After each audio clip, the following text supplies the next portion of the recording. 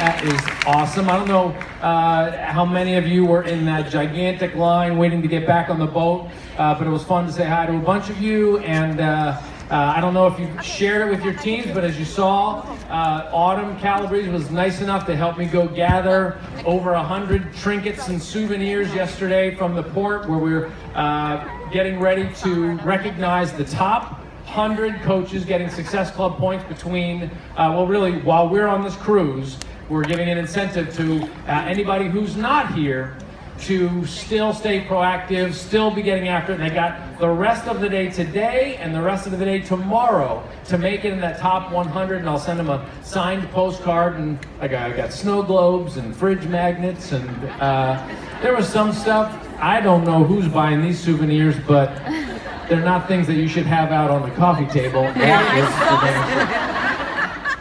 Like, what are these other companies like? How are they even in the conversation based on what we're doing? Because, like, I really don't love the idea of commercializing relationships necessarily. I think peer-to-peer marketing can be valuable, but the idea that your relationships all then become commercialized, I think can be a real problem. And I was like, so I'm listening to this and I'm thinking, this is why I love what we do so much. And this is why it's so important that we do it in a specific way. Because as much as I want you to be in Success Club, as much as I want you to sell Shakeology and challenge packs and all that stuff, I never want you to do it for the purposes of making a commission. It's got to be about helping people.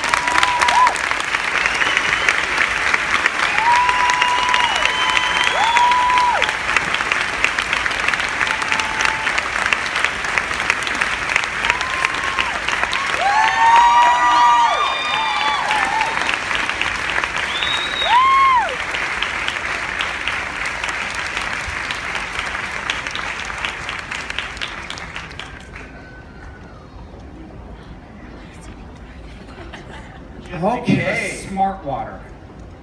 We'll need all of that. Okay, this is an outstanding group, fun group, bright group, experienced group, and we're absolutely thrilled to have them on the stage with us today. Everyone knows who they are, but maybe just very quickly. Obviously, Melanie Mitro, top coach. We have Lindsay Matt. This is her third time in the Elite 10. Lindsay Matway, former top coach. This is her, get this, 5th time as an Elite 10 coach. Pretty outstanding. I'm just going to jump down to Melissa there on the end, Melissa McAllister. This is her 4th time as an Elite 10 coach. You see we've got all the numbers covered. We have 3-time top or Elite coach, Amy Silverman, right here. So, you came and snagged the front row, Amy, so that's all good. Where's our 2-time? Anita, 2-time, Nita Myron, 2-time Elite 10. Elisa Shoemaker, 2-time Elite 10. And then Bonnie Engel, 1st year. Megan Igleson, 1st year. And Raina Odell, 1st year. And Brittany Powers, 1st year. So who developed, or who achieved Success Club 5 and then duplicated that. That question makes sense. How do I create a culture of Success Club? So I think it starts with me as the leader. I have to definitely lead by example. And that's one thing that I'm really good at, is I practice what I preach every single day. You know, I'm doing the workouts, I'm drinking my Shakeology, I am, inviting people to join my challenge groups. I still run challenge groups every single month, sometimes 2 a month. And so because I'm doing that, I'm able to teach my team, hey, this is what I said, this is what worked for me, or, this is the wording I use that I tend to get the most yes responses. And by me constantly sharing that and walking that walk and talking that talk, my coaches duplicate the energy.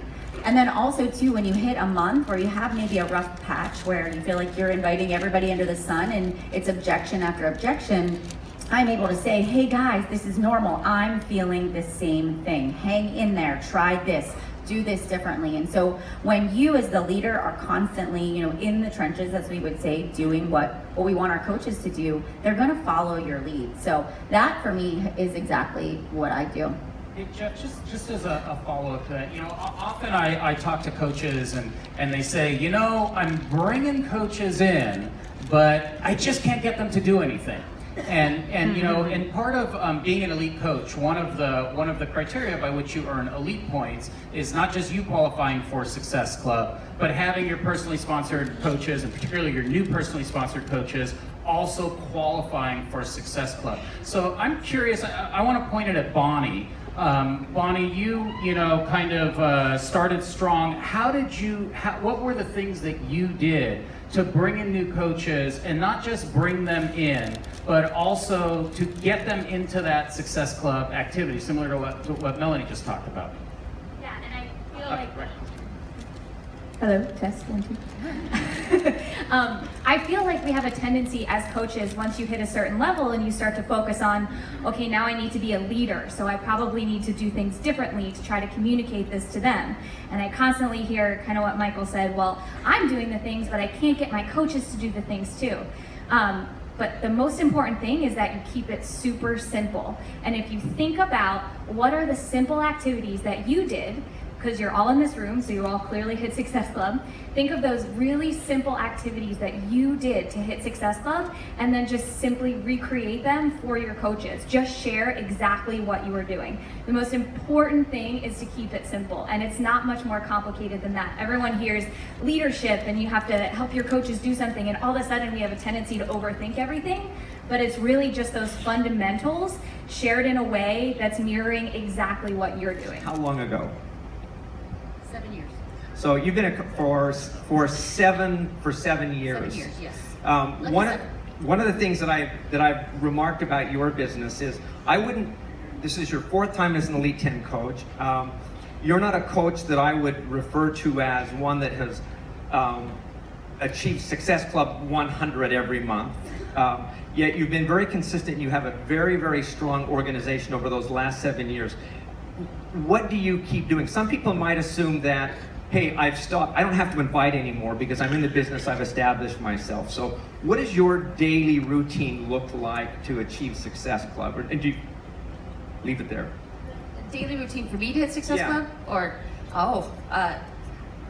it's kind of, Melanie has always put it really well for us, but it's that marketing plan. So when I know something is going to be on sale, and so I always will, not even knowing what that is, but I tell myself, okay, I need to promote that at the very beginning of the month, which allows me, I usually give myself about a week or a week and a half to advertise that, so that I get Success Club hopefully the beginning of the month, so that I don't stress about it, and then we get that challenge group going at the end of the month. And I hold a challenge group every single month. I have for 7 years. I hold my challenge groups only for 30 days. I leave the group open, so if they want to continue to support each other, they can. But for me, I move on to the next challenge group because it takes 21 days to make or break a habit, so I'm giving them 30 days of my undivided attention, and then I move on to the next group. And so I just continually keep doing that, making sure that I advertise at the beginning, get Success Club by the middle of the month, and really start diving into those people so that the next month I can start promoting again for the next challenge. You know, social engine. What were the key activities that you did, the simple key activities that you would consistently do to start building that engine however many years ago? So just so you guys know, sorry about my voice ahead of time, I don't actually usually talk, I type.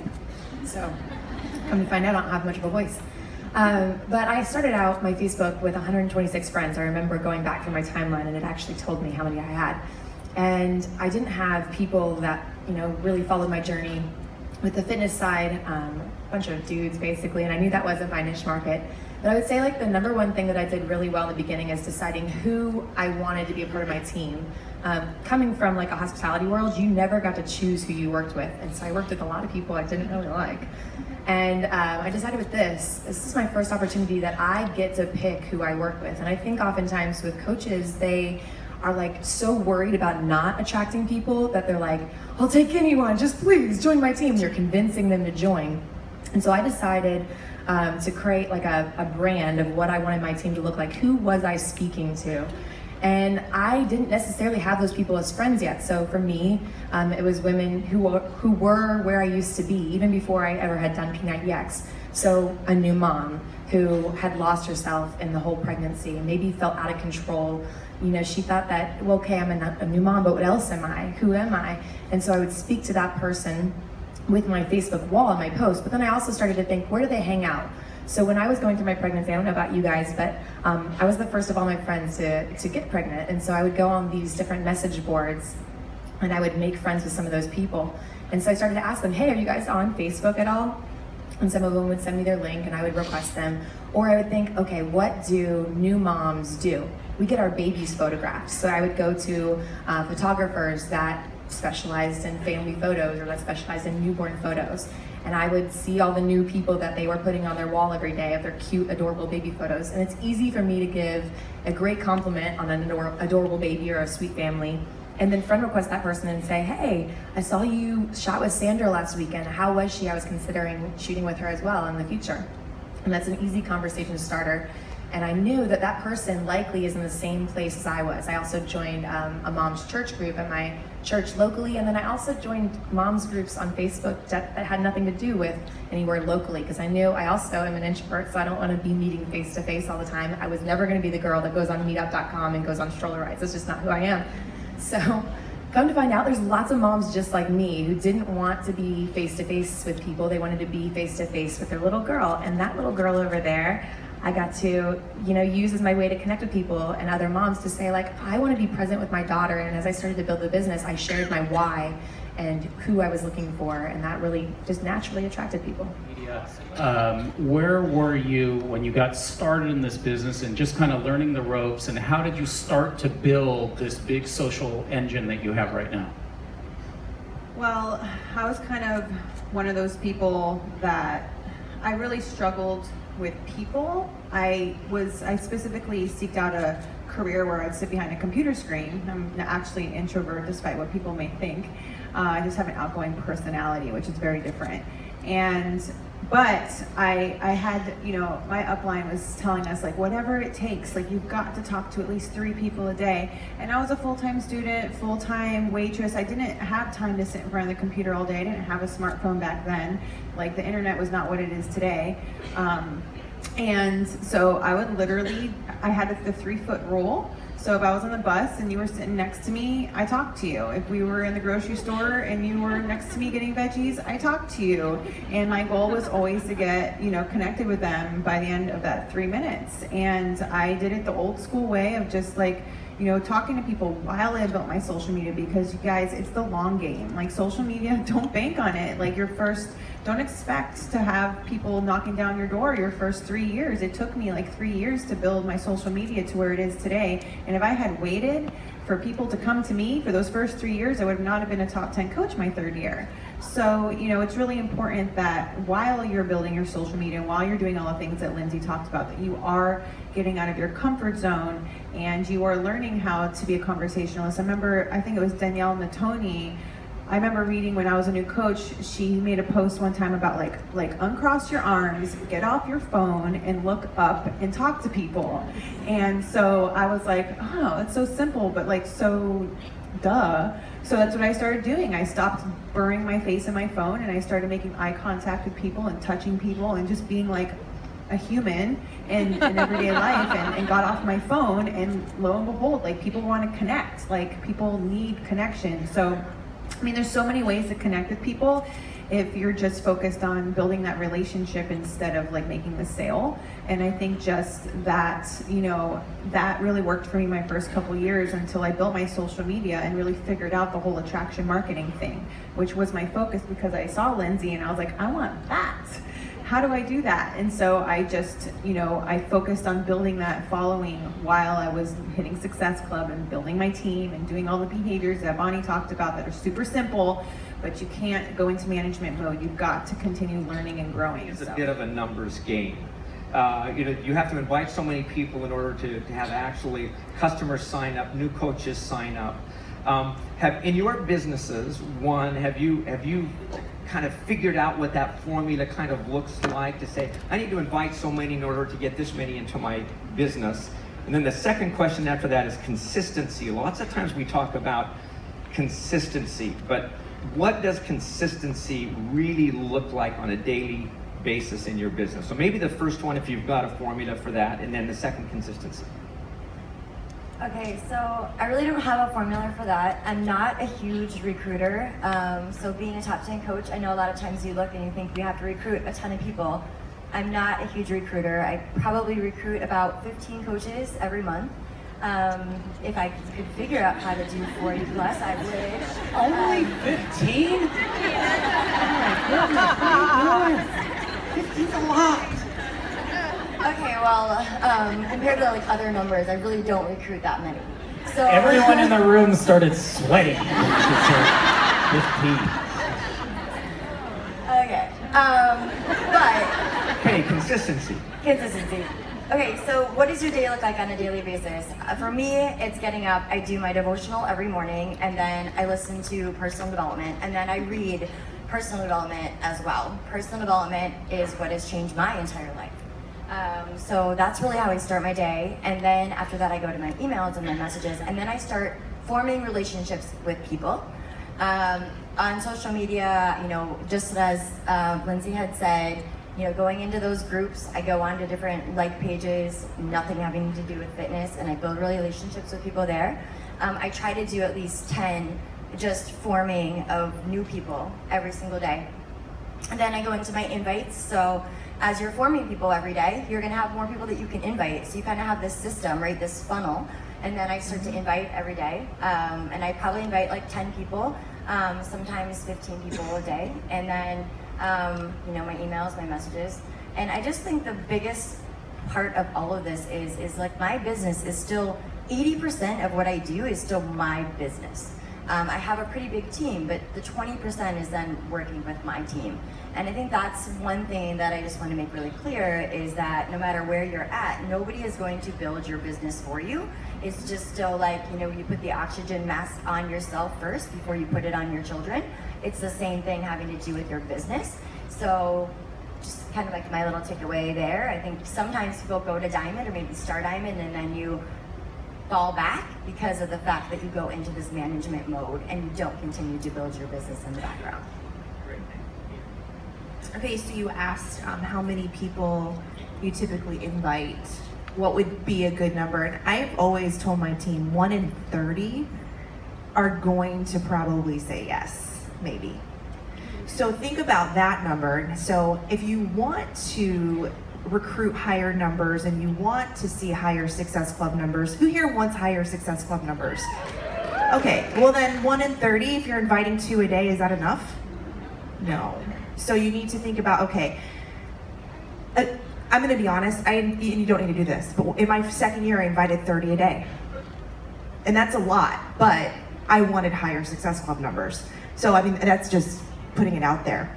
As far as inviting and how I do it now, I don't necessarily private message invite anymore. I follow a system and I have a video on YouTube, and I strategically plan my month every single month the same way, and I've done it the same way for 3.5 years.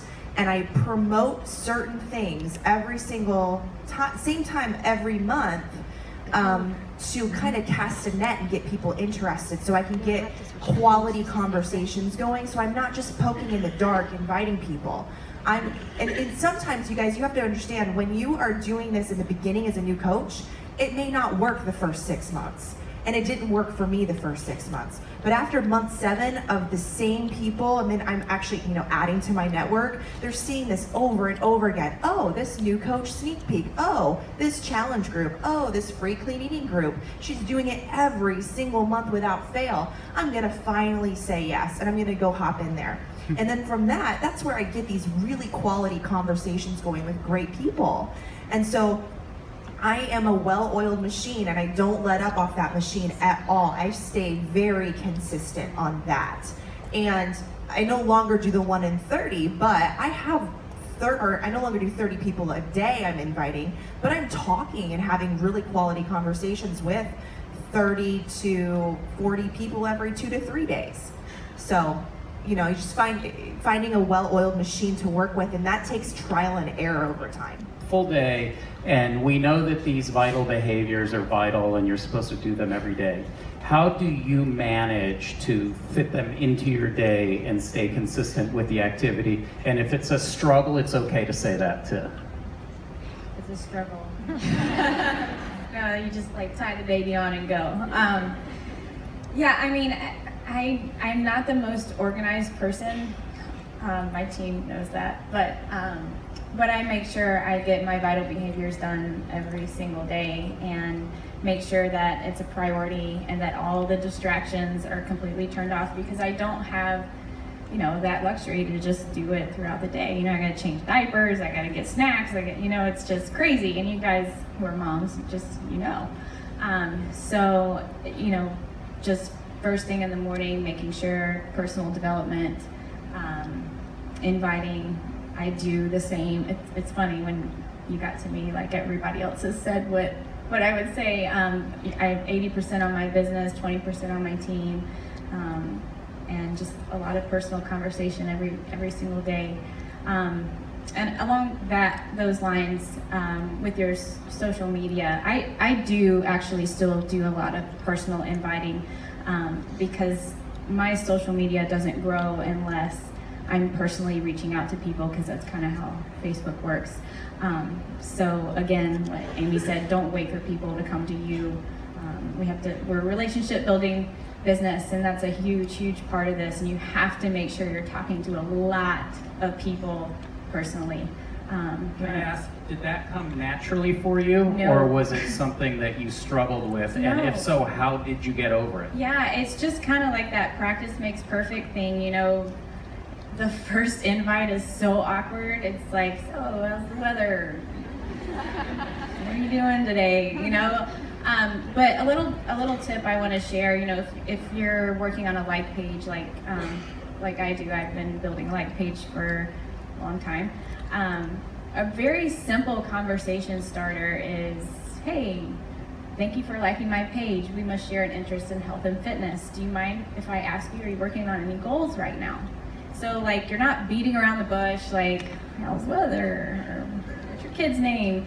It gets right to the point. Obviously they liked your page because they share that interest. They see what you're doing, and you know, I encourage my coaches, don't share everything health and fitness, but that's that common ground. I mean, that's what we do. So they already know that, and it just makes it less awkward.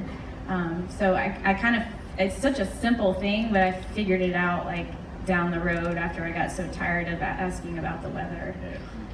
Yeah, for me, I said this 100 times on calls, so I'm sorry if I repeat myself, but I was an all-in coach from day one. I rank advanced to Emerald really quickly, like, Mom, Brett, you're now coaches, congratulations. Hit Diamond fairly quickly, but I was a Diamond for 9 months, and it was because, just like all of them have already said, I went into this management mode where I stopped recruiting as many people. I wanted the people I had to be more successful than they wanted for themselves, and I was just dragging them along. And so I also didn't do personal development for the first year of my business either. It's like, I don't need that, I'm happy, like, I don't need that pick-me-up. But at that point, after I stalled or plateaued for 9 months, I had actually started talking to corporate, and they're like, okay, you know, I wanted to push for top 10, I wanted 15 star, I wanted all these big goals, but I had to step back and look at what I was doing now, and I knew that it wasn't gonna get me there.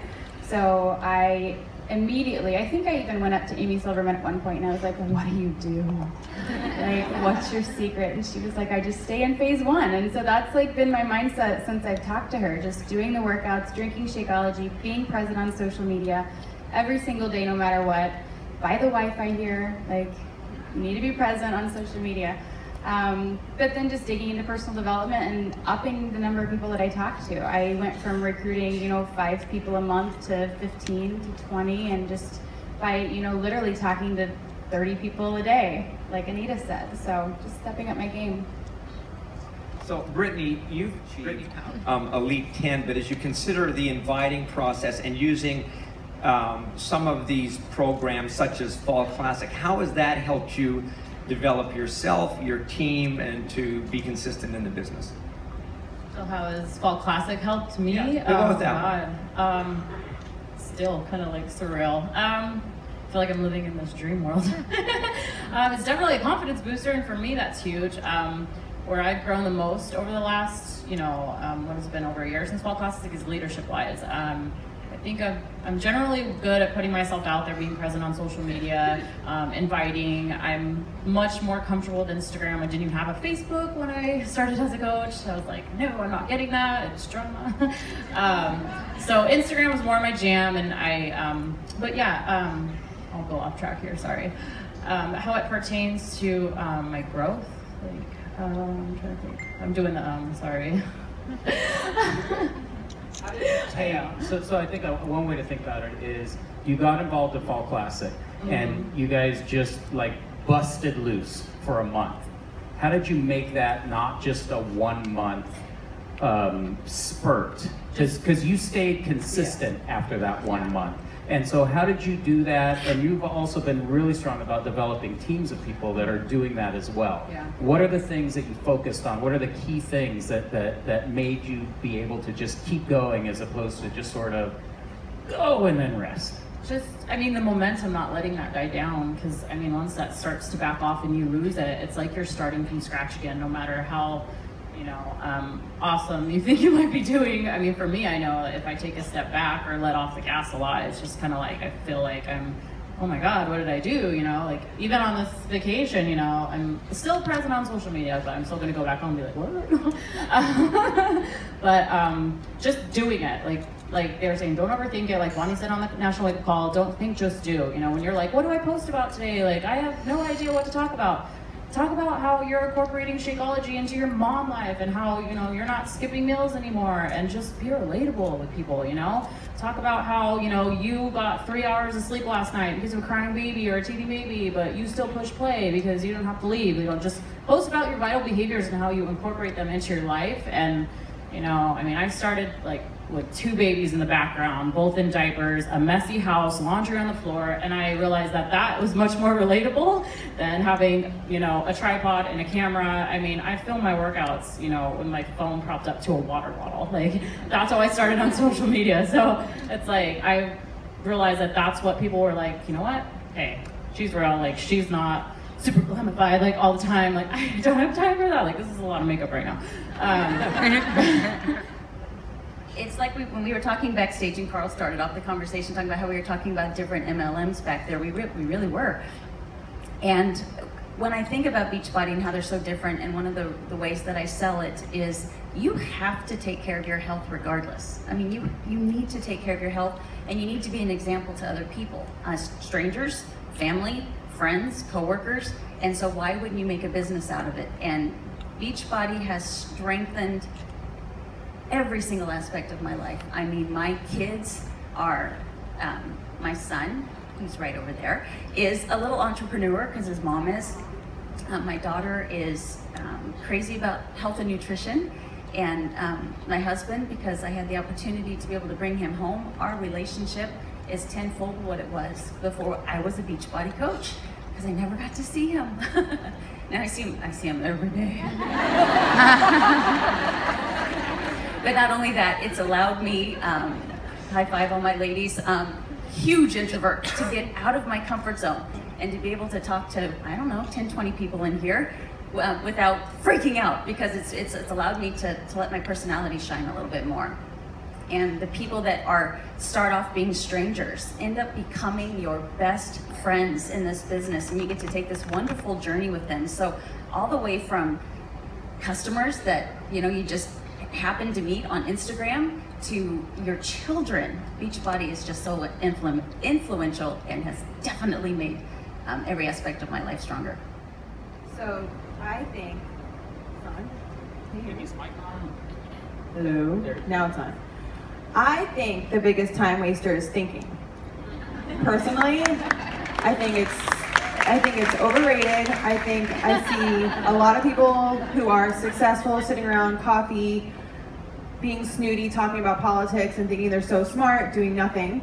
And to me, when I see a lot of talk and a lot of opinions and a lot of thinking, I think inaction, and I think unsuccessful. And personally, that's my opinion. But I personally have become successful from the exact thing that I was brought up told that was bad and wrong. And my mom used to, I love my mom, but she used to call me a bull in a china shop because I was always just like flailing around and doing whatever I wanted and just like destroying everything around me, in not so good ways in the beginning, but as a Beachbody coach, it has served me because I just kind of, you know, fail forward and I just do, and that works. That doesn't, take it, scrap it, keep it, whatever. And I don't really care what people think. And that's what I try to, you know, get my team behind as well, is not caring what people think. And when I see somebody who I can tell just does not care what people think about them, or they're on the verge of that, like I'm like, okay, you're almost there, but like you just kind of need to stop thinking a little bit more. Then I'm like, okay, they have the potential to really see some results really quickly. And I really feel like the coaches who join my team and just are making videos and inviting and they're super excited and they're just putting themselves out there, I'm like, they're gonna be successful if they keep it up. Because I think also sometimes the coaches who do that, they have success really quickly and then they just disappear. What really helps in my challenge groups is empowering people from the very beginning. Our very first day, we don't talk about anything health and fitness. It's all about, tell me about you. I want to know everything about your family, you know, what you do for a living, what your favorite color is, whatever it is, just really breaking the ice from the beginning. And then throughout the challenge group, I'll do posts that really, you know, have them share a story and kind of get them to start doing the activities that a coach does already. Because we all know that challengers make fantastic coaches, so that's kind of what I focus on throughout the challenge group is how about today we share you know, one victory that you've had over the past however many weeks on your Facebook page, and then we're going to go over there and cheer you on and really support you because you've done a fantastic job and we want to celebrate that. So any kind of empowerment or like the games are fun, you know, water tag and little contests and stuff like that, but really having them start sharing those stories and encouraging them to do that on their social media. So also, you know, when you come around and invite them to join your team, it's a piece of cake, you know, it's like, hey, you're already doing it, you're a pro. So that same thing, set clear expectations. And I think a lot of people just jump in, they buy the challenge pack and they just wing it, you know. And I think if you set really clear expectations of, you know, if you fall off, this is in the beginning when they're most motivated, right? Say like, if I stop seeing you show up to the group, how do you want me to approach you? Because I want to be able to help, you know, coach you through this process. And I know there's going to be times where it's going to be difficult.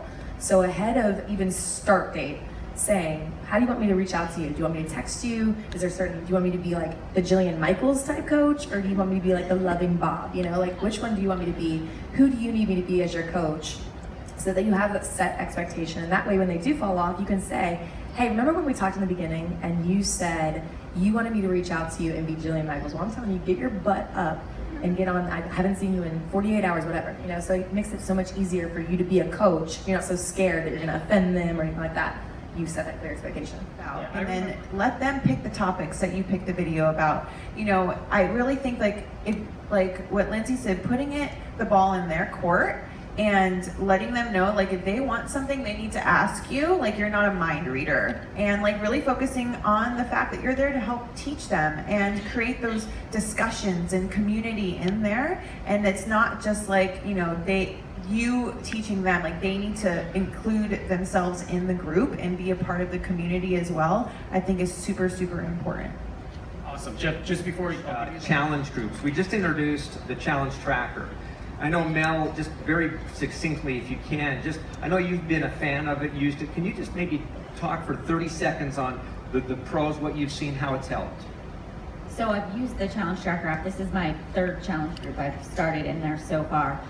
The things that I love the most are that I can see who has accepted an invite, so who's actually in the group, because you know on Facebook you add people and you don't know that they've ever gone into the group to look, right? And so before it even starts, I know who has gone in, who's done their before pictures, who's written out their goals.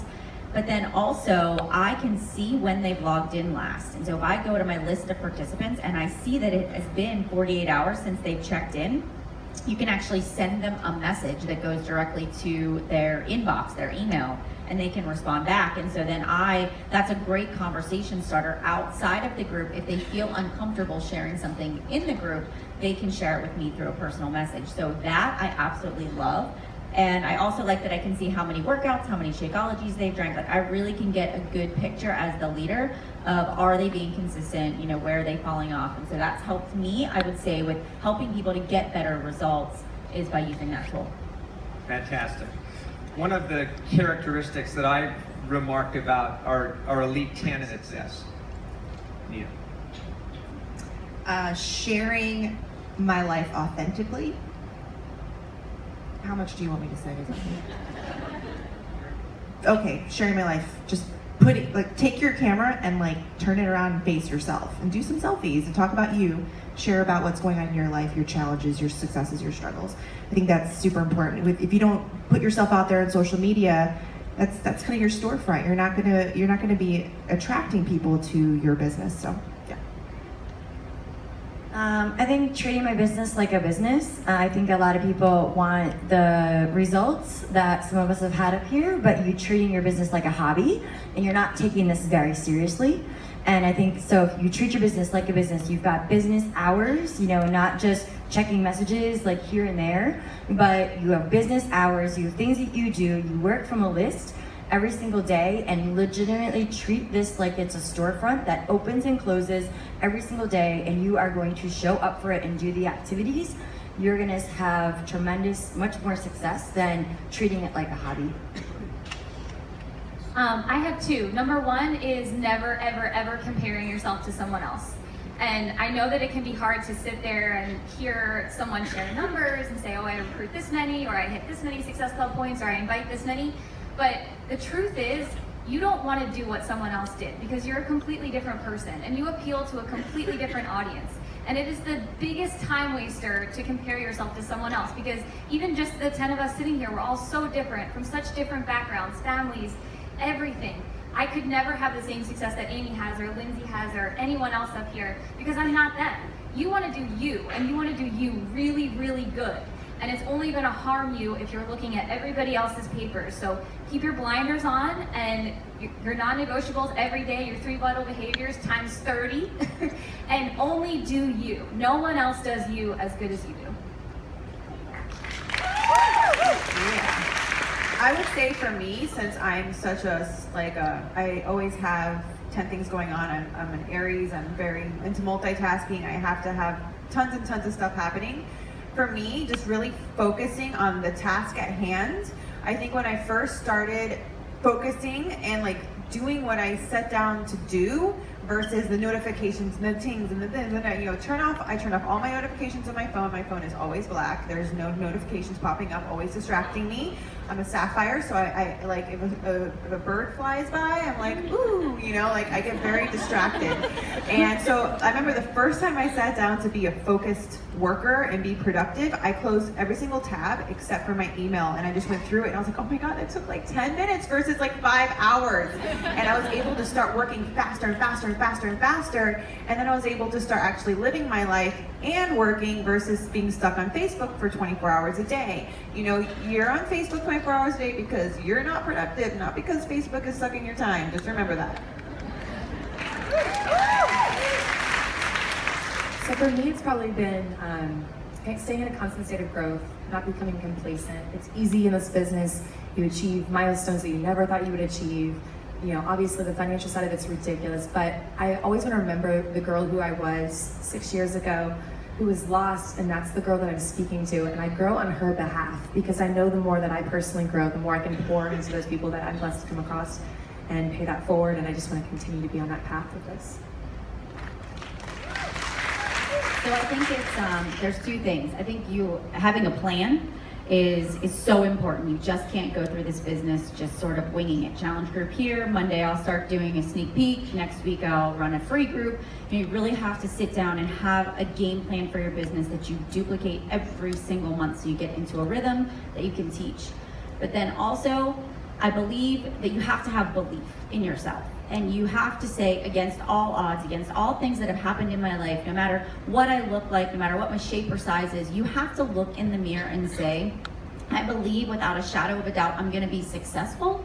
I don't know how, I don't know exactly what that's gonna look like, but I just know that God created me to do something bigger, and I don't know how I'm gonna get there, but I'm gonna keep going because I just know that it's within me to do something great. I think when you believe and you have a plan, then you're gonna be led on that right path and you're gonna have success.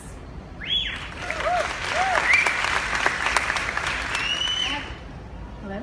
Hello? I have two quick ones. One is not letting your current life situations keep you from getting what you want. You know, I got up here to where I am now, being very, very pregnant last year, and there was a minute when I said, you know, no one's gonna take me seriously, everything's gonna go downhill, like it's just gonna be a mess, but you know, I had to kind of gather myself and say, no, I'm gonna let this be my story, and you know, let your current life situations, whatever it is, help you mold your story and share all of it, share the heck out of it. Because there's so many people out there that can relate to you, and I mean, that's when my business took off. Yeah, I thought it was gonna be like this fitness superstar at one point, and no, it turns out I found all of my, you know, people, the people that related with me the most is when I, you know, went through my pregnancy and all that good stuff. And my second one is getting to an event, getting to all the events. Summit was my biggest turning point in this business. I kind of went from, you know, Sapphire, who just wanted to go to Vegas, and I get to Vegas and I just soaked up every minute of it. I watched some of these coaches up here on stage, and they were just normal moms, and they were me, you know, and I looked at them and I said, I want that. I'm going to go after that. And you know, so much happened at that event, and I will always get myself to as many events as possible to feed off that energy and keep going. I am going to snowball, and say that I think the biggest thing for me was being open and being vulnerable to sharing my story, because my story is what makes me unique in this business, and it's the same for a lot of you out there. You know, I think I was a guest on my uplines team call like 5 days into coaching. Pretty sure I spent the whole day in the bathroom before that happened. But it was very scary, and on that call, you know, 5 days as a new coach, I was able to share, you know, overcoming anorexia and bulimia and marriage struggles and things like that. And from that day forward, it was like, you just open the door for so many people to just connect with you and have that common ground with you, and it's a conversation starter. So definitely not putting up a wall and opening up and being you, and hit Success Club. Gets to us and we're like, what she said, what she said, what she said. Ditto. Yeah, I was actually thinking what Megan said, you know, let your struggles be your strength. This is life, you guys. Like, people are unfortunately gonna die, you're gonna have relationships, you know, crumble.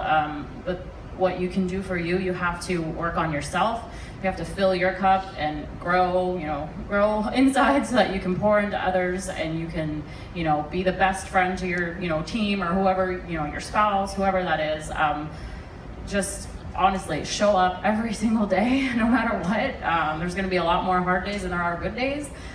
Just honestly, really, you know, show up every single day. I mean, that's what I've done. Do I not have the hardest job? And I have to sum it all up, but 7 of us did a Success Club, a group thing together. I don't know if any of you guys were a part of that, but yay, that was so much fun. But one of the things that we ended with our little live, see, I'm so bad at that. What is it, Hangout? Is that what we did? We did Hangout. And I had mentioned that I want you, or you should, as brand new coaches or coaches just getting your feet wet, is to be able to stand on a stage just like this, with your shoulders back and your head up, saying, I am a Beachbody coach and I am so proud to be one. You are so different than anybody else. And so it's not just a matter of you being a part of an MLM or network marketing. You're a coach, you are changing lives, you are saving lives. So put your shoulders back, be proud of it, scream it from the rooftops, and let people know what you do, because otherwise they're not gonna know. And so they're gonna go to the next person that is gonna scream it out, probably one of these 9. So you be the person to scream it out for them to go, I want that enthusiasm in my life, and so that they come to you and become a coach on your team. Awesome.